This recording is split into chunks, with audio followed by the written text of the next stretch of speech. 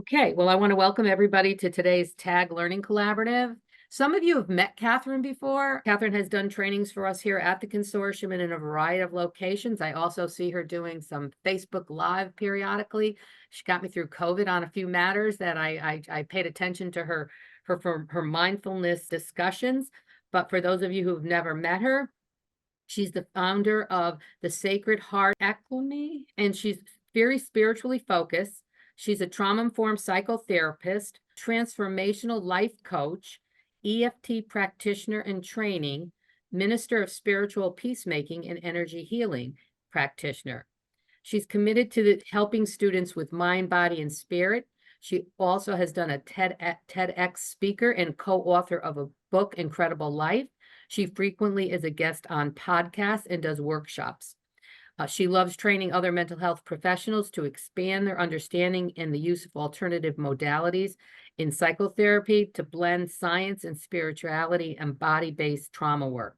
Prior to her work as a coach, psychotherapist, and healer, she worked in the area of sexual assault, domestic violence, child abuse and neglect, and economic justice for women in school social work. So I welcome you to Catherine, who today is going to share with you the fundamentals of emotional freedom technique, often referred to as tapping.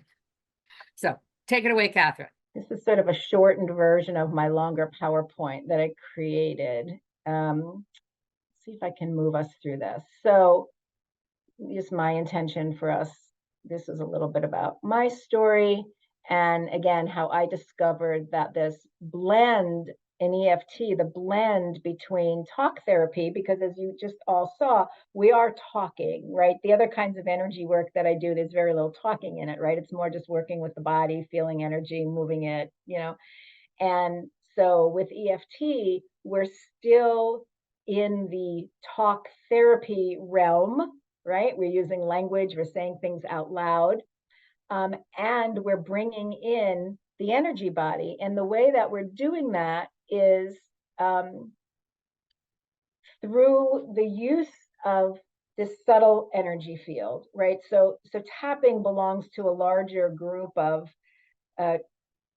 modalities, if you will, that recognize and work with the belief that physical and emotional symptoms, right, are related and intertwined. We know this now. When I started as a therapist, we didn't have as much understanding of trauma and trauma-informed work, and how so much of what we see expressed in someone's personality or behaviors or belief patterns are so connected to, in many cases, early childhood experiences, generational experiences, cultural, ancestral. So all of this is held in our energy body. Held, if you think of the vision of an iceberg, the little bit that's our conscious mind is similar to what's sticking up above the water. Like 1 to 3% of what is seen or known is what's in our conscious mind. 35 to 37% is below the surface, right? So when we're using traditional talk therapy, we're not even accessing that. We're only talking about what the mind knows, which is that top 1 to 3%, what's top of mind. The healing comes with being able to drop ourselves or our clients into the unconscious and allow that to come to the surface, to be revealed and then to be healed. And this is what energy psychology does. It works in the realm of subtle energy. And I'm sure you've all heard of things like the chakras, right? The meridians in Chinese medicine, the human biofield. We all have a mental, emotional, physical, spiritual, etheric energy body that creates our aura outside of our physical body. And information is gathered through our senses and stored in all of these different subtle energy bodies. And this is where something like tapping or other kinds of energy work can help clear what's stuck in our field. So the other thing that I want to say very clearly is that EFT is not considered a clinical approach. We're not evaluating a client. We're not trying to diagnose a client and then pick a therapy that would match that. EFT is done by a lot of people who are not mental health practitioners. They're trained in EFT and maybe some other things, but the basis of EFT is an understanding that someone's expressions, whether it's behavior or languaging or belief systems, are really based on a disruption in the body's energy system. So we're really addressing what's going on in the person's energy field. And then by doing that, it brings up limiting beliefs. It brings up, all kinds of things that can then be shifted. But we're not looking at what's wrong with this person and what is the diagnosis. It's how can I meet this person exactly where they are at, mirror their experience back to them. I call it, in a container of compassion and acceptance, and allow that to do the healing, and be less concerned with a diagnosis or what's wrong with them, and more, how did this human mind, body, spirit adapt to something that disrupted their field, whether that was childhood trauma or a car accident or having been in an iron lung because they had polio, and how, there's so many ways that the energy fields get disrupted. The other thing that is really important in the way that I teach EFT, now a lot of people aren't going to share this same information, but because of my background as an energy healer and also a metaphysician, this is really important to me. And that is that every emotions are energy. Everything is energy. Everything in the universe is energy. So emotions are also energy. And every emotion has its own vibrational frequency, right? It resonates at a certain frequency in the body. Just like we have colors that we know we can't see because they resonate, or sound that we can't hear, but animals can because they resonate at too high a frequency.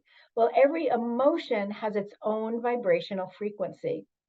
And, the two people who I first learned this from were the Abraham Hicks and Ask and It Is Given, which is Channel's book, and also the work of Dr. David Hawkins in Power versus Force, where he spent 25 years measuring the frequency of pretty much everything he could imagine and putting that all into a chart. So every emotion, energy in motion, has its own unique chemical composition in the body. So it feels different as it moves through the body. And it might move more quickly and it might move more slowly. So as an example, this is the chart from Ask and It Is Given with Abraham Hicks. So, we see a progression from these higher vibrating emotions, much faster moving, much lighter, of joy, appreciation, empowerment, freedom, love, passion, right? Enthusiasm, eagerness, happiness, positive expectation, belief. And, then we start to, optimism, hopefulness, contentment, boredom. And then we start to shift into, kind of the long slide down through the heavier, denser emotions. And I like to say, these are like very high, airy vibrations. And this stuff is like quicksand. It's like molasses. It's like it moves slowly through your body. It often gets stuck in your body because we shut our emotions down and they don't process through and leave the body. They get stuck in all of those different fields, the emotional field, the energetic field, the physical, right? So this is just one example of this emotional guidance scale, where we see that every emotion has its own vibrational frequency. And in addition to each of the emotions having their own vibrational frequency, what we've come to understand is that as we go through life, and again, very often based on early childhood experiences, and if you've read the ACEs study, you know this, we've known this for many, many years, particularly as it results to later life mental and behavioral health and physical health illnesses.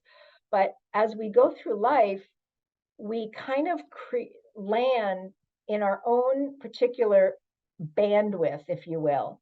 So based on our experiences, we may be hanging out down here. We might believe that, nothing ever goes my way, or if I don't control everything, I have to worry all the time because I always have to be controlling things, or I want to point the finger and blame other people rather than looking at myself. We end up in these set points or bandwidths. And that's kind of where we tend to hang out. We can pop up into joy, appreciation, gratitude. But as we go through our days, day in and day out, we tend to have our own, I call it personal energy signature, and it could be all the way down here where we're feeling insecure, guilty, unworthy, afraid, depressed, powerlessness, shamed, or shameful, right? Shame is the lowest vibrating energy on emotional energy on the planet. And I have it in parentheses here because actually Abraham Hicks didn't put it in their chart, but Dr. David Hawkins did. So we get stuck in our own vibrational frequencies. And it's very difficult to move out of that without doing specific work that helps us to move out of that. The reason I'm sharing this and that it's important, it was my understanding years ago that when people were saying the law of attraction didn't work for them, it was because they had so much of this heavy, dense energy in their container, so to speak, that they couldn't access or bring in the things that they wanted because like energy attracts like energy. They weren't a vibrational match for the things that they were trying to call in. And that's where EFT is so beautiful, because as we do this work and we use the acupuncture points, because that's what we're using here to tap on, and we're moving this old stuck energy out of the system, we're actually raising our own vibrational frequency.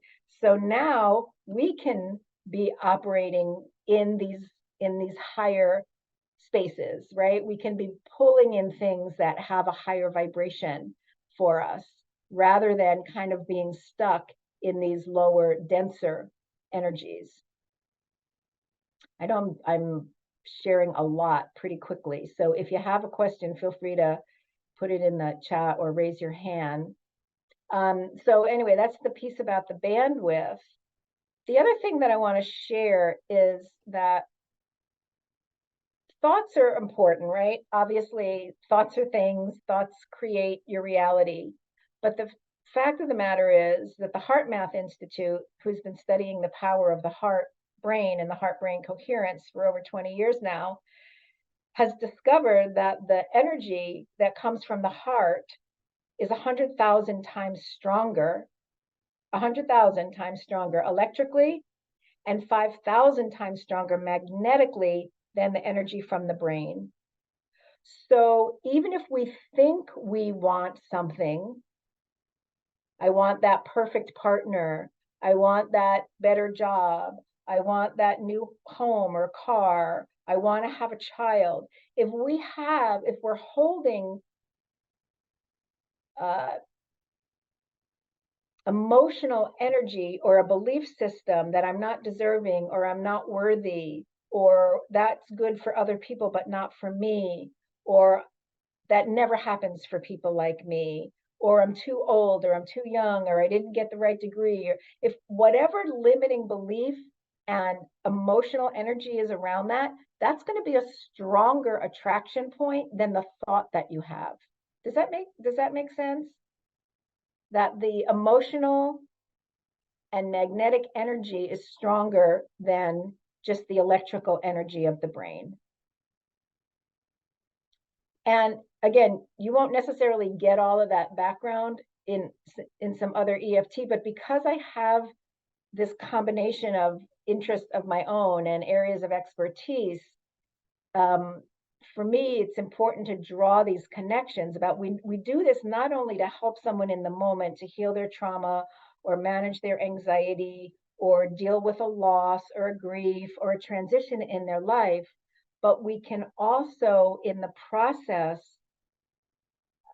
heal and clear things we're not even maybe aware of that are held in our energy body, in our emotional body, also even in our physical body, but this is the most dense.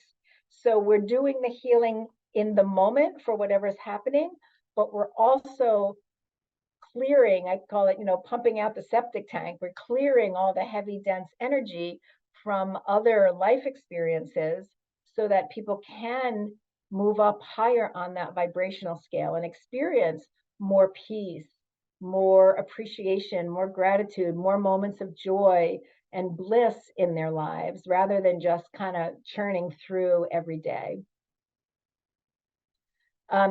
This feels like a little diversion because this isn't necessarily in the order, but I wanted to just share quickly the different pieces that come into tapping. And again, tapping has long roots, thought field therapy. There were many ways in which it has evolved over the years. And I teach from mostly the work of Gary Craig, who was considered sort of the father of modern EFT. He was an engineer and someone who was really interested in human development and human potential. And in his engineering mind, he kind of pulled a lot of different things together to create this formula, this basic EFT formula that we just did a little bit. So we see that some relationship to cognitive therapy, right? Again, recognizing the connection between the thoughts and the emotions, which comes first, the chicken or the egg, but knowing that they're intricately related. And when we can shift one, we can shift the other. Bruce Lipton, in his work in the book Biology, the Biology of Belief, he's a cellular biologist, and his work shows that if you shift your thoughts from fear, worry, anger, resentment, those heavier, denser thoughts and emotions, if you can shift by imagining something beautiful or looking at something beautiful or a piece of music or a baby laughing or a bird in your tree singing, if you can shift into joy, appreciation, gratitude for as little as 17 seconds, it begins to change the markers in your DNA. So we know as little as 17 seconds of shifting out of heavier, denser emotions into higher vibrating emotions literally starts to change us at the cellular level. So that's pretty cool. In EFT, we allow our body to give us some feedback. So it's a little bit like a biofeedback machine, but it's our own, it's our own earth suit here. Obviously a connection to acupuncture based on traditional Chinese medicine. So all of the points that we tap on in tapping are acupuncture points. If you noticed while you were tapping, they're all very bony, right? They're close to the surface. So they're points that can be activated just by our fingertips and not by having to use needling as they do in acupuncture. The points where we're tapping are also places where they're sort of energy clusters. So in acupuncture, there's something called meridians, right? These are subtle lines of energy. You will not see them on an X-ray. You will not see them on an MRI. They are subtle. They can be seen by people who have the capacity to see, and also sometimes by Kirlian photography. But there are 12 different meridian systems in the body, each connected to a major organ: kidney, lungs, heart, and they start and stop at different places. So the points where we're tapping, just happen to be places where 2 or 3 of those meridians either begin or end. So as we're tapping on these spots, we're activating basically all of the different systems in the body to be able to move energy through them. Again, the idea is we're trying to work with whatever this disruption in a person's energy field is in to bring them back into a state of regulation and equilibrium. Hypnosis, when we tap, and you'll see, as you do it more and you get into more of a flow, it has a sort of hypnotic effect to it. You get a certain rhythm, you get a certain cadence. You're saying words are spell casting. You're saying words that are literally making their way into the subconscious and helping to, again, heal and reframe and allow someone to experience something differently. So the tapping and the repetition actually changes our brainwave state from beta. We drop into alpha, and we might even drop into theta, which is that deeper state of, where we're more likely to be able to drop into hypnosis. Applied kinesiology, we don't use so much in this context. When I was seeing people in person, I would muscle test with their arms to see if there were limiting beliefs or blocks or what we call psychological reverses, where the energy, we're having a hard time changing the energy. It's not really something I can demonstrate here, so we won't go into too much more about that. And then also for those of you who are familiar with EMDR, there is familiarity, there is similarity rather, with tapping, kind of bilateral movement, completing a loop so that something that's been stuck in the body can, come out of that place where it was held in that moment of trauma, right?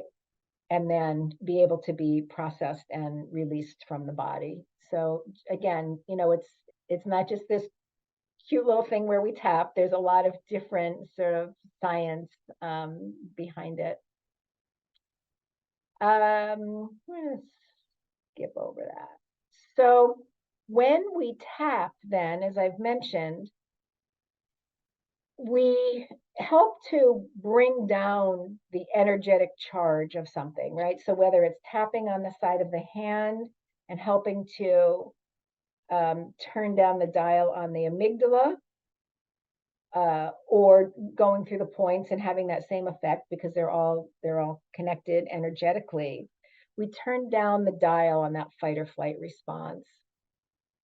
We also change the flow of chemistry in the body as we're tapping and we're calming the body down, and we're sending a message to the amygdala that says, it's okay, you're safe. We can say these things, we can talk about these things, we can remember we're in the present moment, right? That was then and this is now. It's actually changing the chemistry in the body so that we're coming out of a flow of cortisol and adrenaline into more of the maybe serotonin and dopamine. So we're literally changing the flow of chemistry in the body. So we know that there's a biochemical effect from tapping. I just remembered an example of this, and this is again the beauty of EFT and how once you get comfortable with it, you can really trust it in a lot of different situations. I remember a number of years ago when I was still in the last office that I was in before COVID. A gentleman in his 60s came in, very professional, had worked in the insurance industry his whole life, very put together. And we barely closed the door and introduced ourselves, and the tears just started rolling down his face. And there was no stopping him. I wasn't going to say, hey, can we back up and do a setup phrase? So I just said to him, could you just do this while you're talking? It might be helpful. And he spoke nonstop for a good portion of that session about a memory that was probably 50, almost 50 years old at that point. And some of you, depending on your age or, where you live, family history, whatever, might remember that many years ago, there was a Christmas Day fire in New Britain, and a number of children, the number of the family members, including 2 children, lost their lives in the fire that day. And this guy was an 18 or so year old EMT. And he carried one of those little girls out and knelt in the snow with her, assuring her that he had her, that she was fine, as she took her final breath. And then he got to go back to the firehouse or whatever, change, and go have Christmas with his family. And so he just stored that, and really hardly, I don't know if he ever really talked about it again. And he just came in and he told that whole story, like it just had to be told. And the whole time he just talked, and I just invited him to keep tapping, and he was able to get through it. And then the session was over. He came back one more time. He did the same thing. This time there was a call that he went out on. They didn't have home addresses then or whatever. And he showed up at his dad's house, and his dad was having a heart attack, and he had to, and so he had these 2 very traumatic experiences as a young man that he had just put away and got on with his life. And for whatever reason, he felt the need to address those finally after all those years. And so again, it's a very adaptable modality. And in fact, it's one of the reasons that I chose to do this training in EFT, because I had been considering EMDR as well. But when I realized EFT is a practice that you can teach to someone in a short period of time, have them have the effects of it, and then take it home and work with it themselves, not on their major trauma, but on everyday irritations or frustrations, or, fight with my spouse, or my kid's not listening to me. And it's portable, and it's easily usable by clients to manage their day-to-day emotions. And it's one of the reasons I love it, because I'm always looking for ways to empower people. And EFT for me is a beautiful way to do that. They don't have to be sitting in my office. They don't have to be in any therapist's office to do, some of the work. Obviously not, I wouldn't expect anybody to be working on their own trauma, but just to get through a stressful period, or fear, or somebody just rear-ended them, and they can kind of calm themselves down by tapping. So Rosemary, I see your hand is raised again. So Yeah, thank you. Yeah, I do have a question. I can see this approach being actually somewhat successful with patients or clients or folks who have, MDD, anxiety, GID, that kind of thing. How about with personality disorders? That's a really good question. And I'm gonna, I probably should have said this up front. So thank you for the reminder that I have always worked in private practice. I've never worked in a psychiatric setting. I've never, worked in a hospital or even a community clinic. And so the population of people I work with, although I have worked with people with what we used to call multiple personality disorder, right? Dissociative identity disorder, and borderline personality disorder, bipolar disorder. I have not worked with clients who are more psychiatrically, like in the schizophrenia, psychoschizoaffective disorder, that kind of thing. So I would caution, because I think it could trigger, kind of a dissociative experience with someone. I've worked with a number of people with pretty significant dissociative disorder, actually younger women whose mothers had at the time was called multiple personality disorder. And these girls had gone through years of cult abuse in the family system. And one in particular, when we would tap, she would ask me to come sit right next to her and put my hand on the couch, and she would put one hand on top of mine so she could sense that where I was, that I wasn't moving. And that's how we tapped. She, mostly because she couldn't tolerate me looking at her, so she had her side by side and with her hand on mine, so that she felt some sense of control. So yes, anxiety, depression, lots of things, that you can, children, using it with children is really, I was, not that I was so connected with the kids, but I volunteered down at Sandy Hook for 2 years after the shootings there, and working with the children and the families. And I mostly worked with extended family who were out of the area. We would, with grandparents and that sort of thing. But yes, I would be very cautious with a more psychiatric. Thank you. Thanks. Yeah. Thank you for that question, because it's important, to know where it's safe to be using this.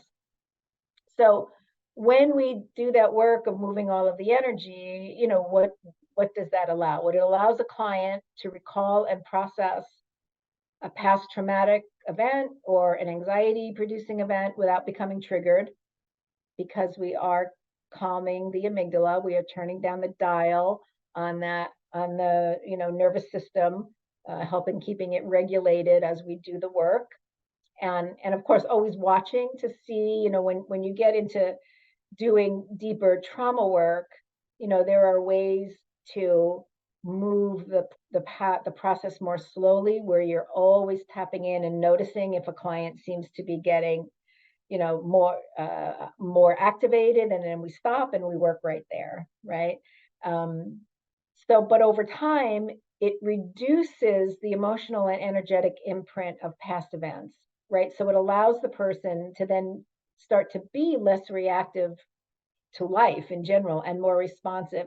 I sometimes describe this, and I talked about the energy field, right? The aura, all the different layers, the physical body, and then the etheric body, the mental body, the emotional body, the spiritual body, and all of those different layers of ourselves, because we exist beyond our physical body, can hold these imprints. And sometimes I use the analogy of, if you imagine yourself walking through life with a giant dartboard around you, right? And your dartboard is full of pricks, maybe a little tiny prick from a dart somebody once threw at you, or maybe a large, gaping, oozing, infected thing.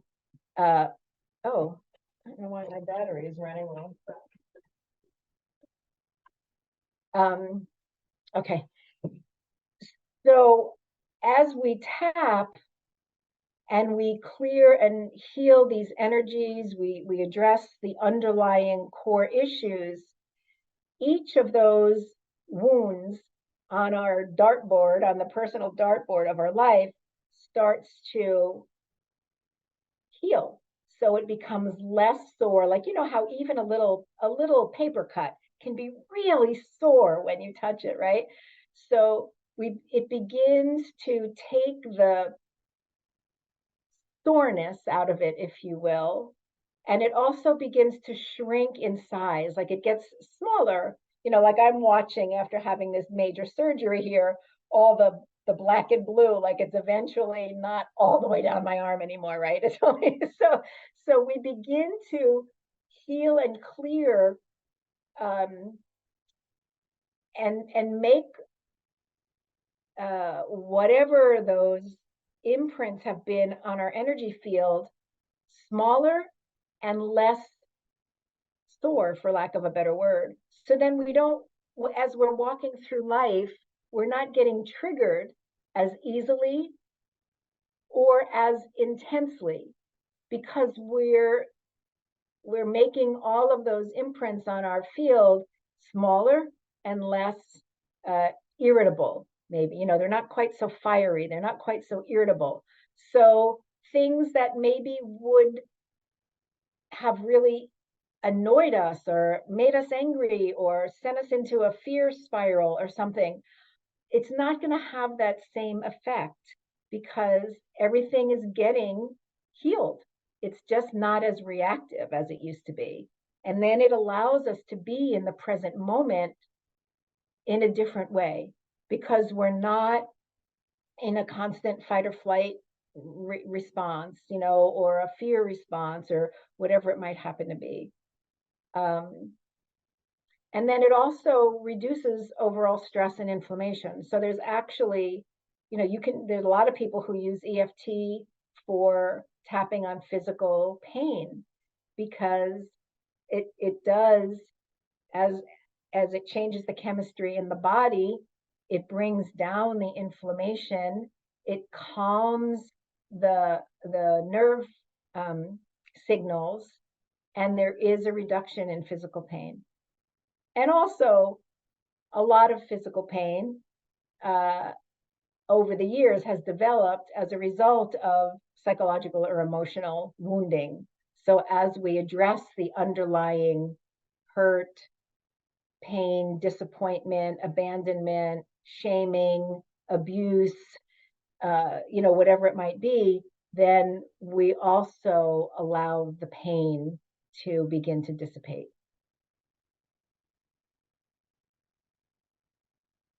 Okay. And again, if anybody, I always love questions. They always help me be able to either articulate something better or, say something that I had skipped over or forgotten. So please feel free to raise your hands if you have questions. And then there's just a few images here of the things that we use during the demonstration, right? And whether you're doing this for yourself or working with a client, I would highly recommend that once you settle on your setup phrase, which we'll talk about in a moment, to take some time and identify, just as I did, have the person go inward, identify 2 or 3, or maybe there's just one physical sensation, a very strong sensation. And I go to the physical first because I think people can more easily access, oh yeah, my heart is pounding. Oh, I feel a tightness in my belly. Oh, my throat feels constricted. Oh, all of a sudden I'm getting a headache, right? So it's easier for people to access the physical, and there's less potential to be judgmental about that.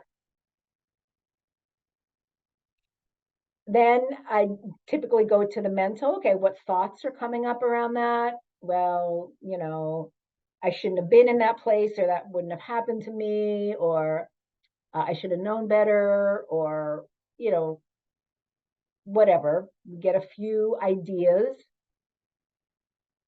and we measure their intensity. And then we notice the emotions that are coming up because people aren't always attuned to their emotions first.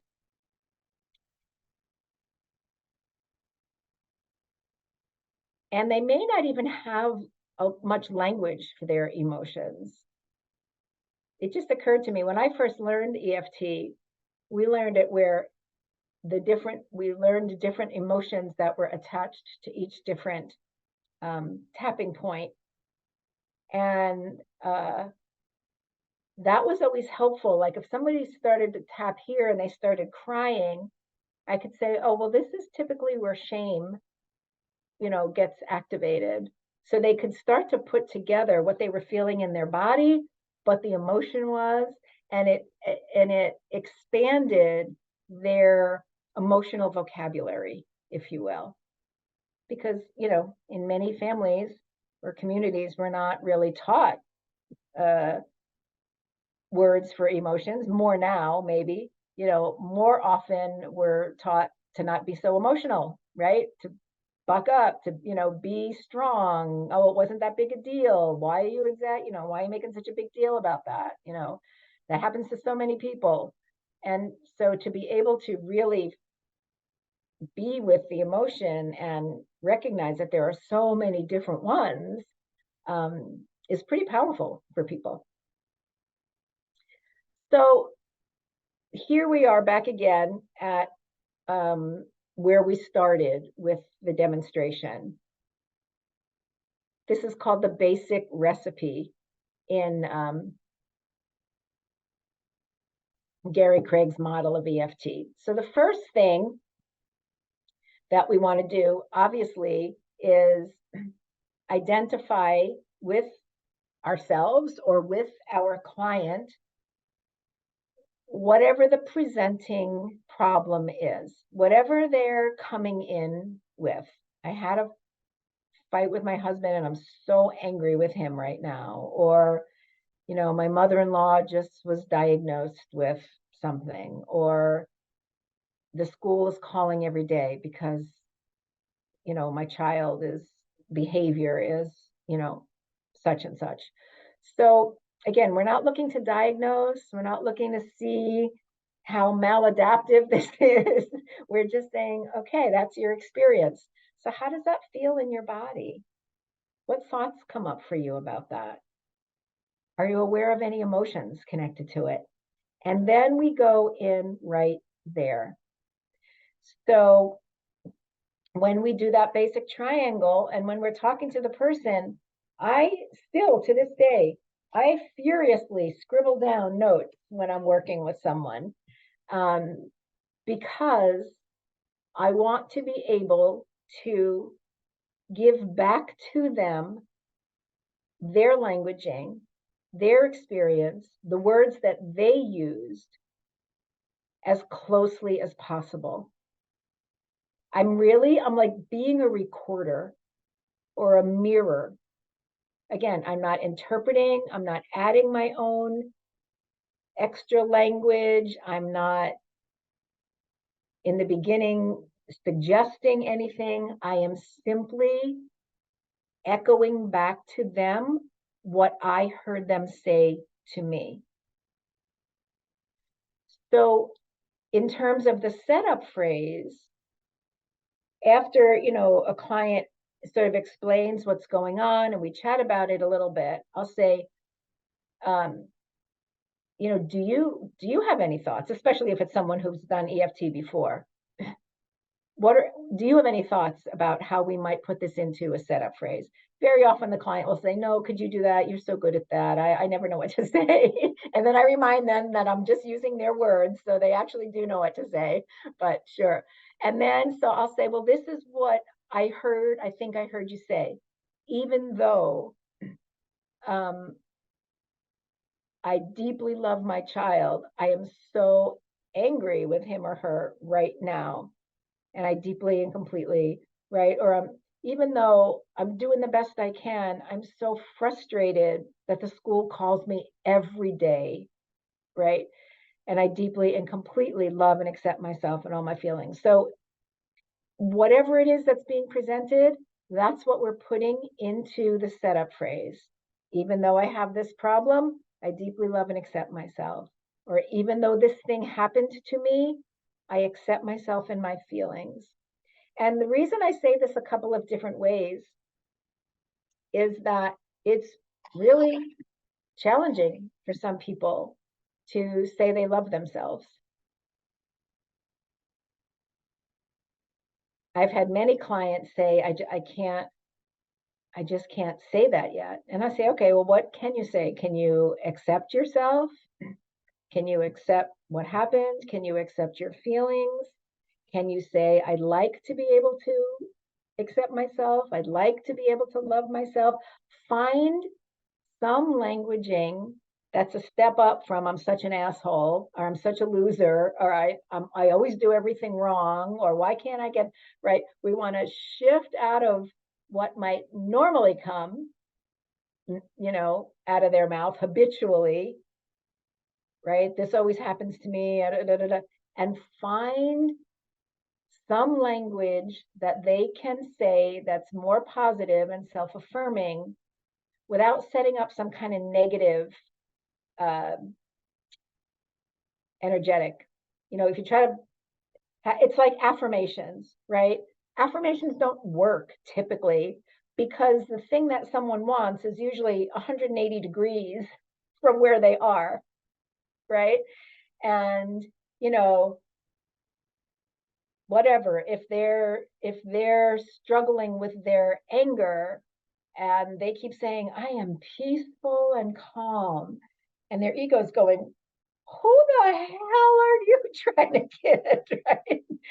So there's a disconnect between what the person is saying and what their true experience is, and that sets up a negative energetic in the body. So again, we're not insisting that someone say it a certain way. These are some suggestions, but really, and with kids, even though I just knocked or I stole so-and-so's pencil, I know he's a good kid, or I know I'm a good kid, or I didn't really mean it, or I didn't mean to hurt him. Like with kids, you don't have to go through as much of the formality of it as much, but you can have them say, even though I just knocked Johnny over at recess, I didn't really want him to get hurt. Okay, we'll go with that. We'll start with that, right? So we identify what we're working on, we create the setup phrase, and then we start the tapping. Even though I'm so angry with my partner right now, I deeply and completely love and accept myself and all of my feelings. You can say the same exact words 3 times, tapping on one side or the other, or you can say something similar.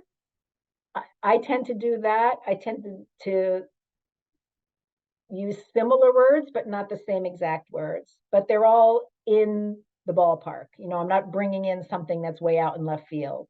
So even though I'm so angry with my partner, I deeply and completely love and accept myself. Even though I'm upset over that fight with my partner, I deeply and completely love and accept myself. Even though I'm so angry at my partner right now, and I'd honestly love to knock him upside the head, I deeply and completely love and accept myself and all my feelings.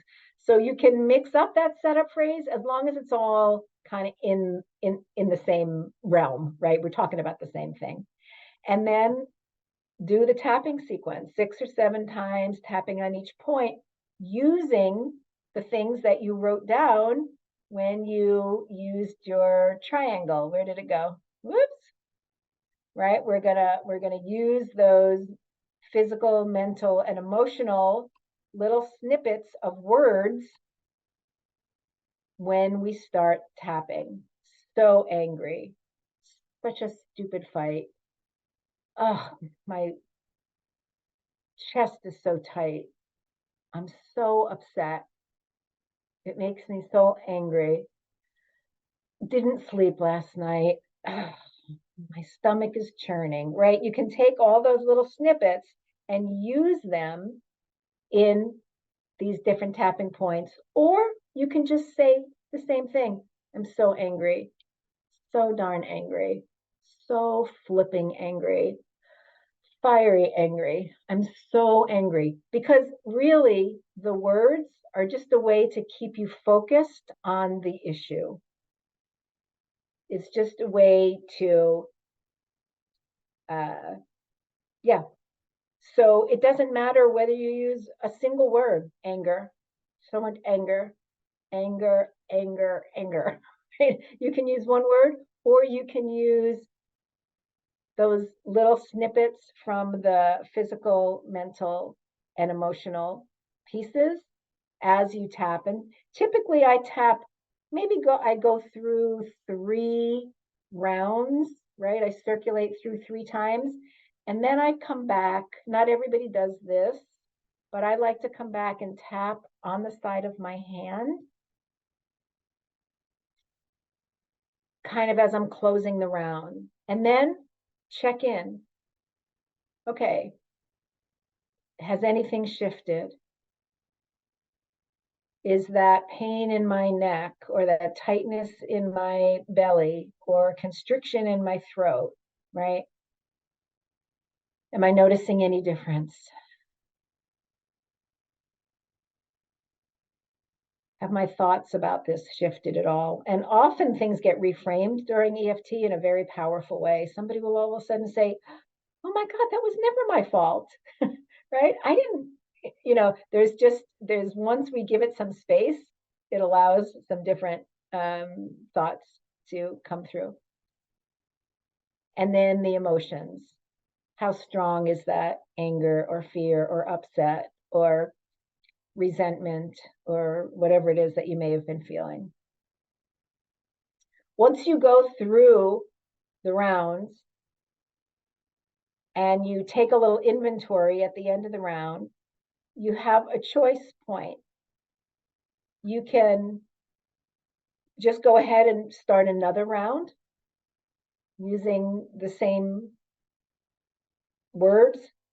Or if something significant has shifted, you might start over again with a different setup phrase. I don't necessarily think that's necessary most of the time. I think you can just pick up kind of where you left off.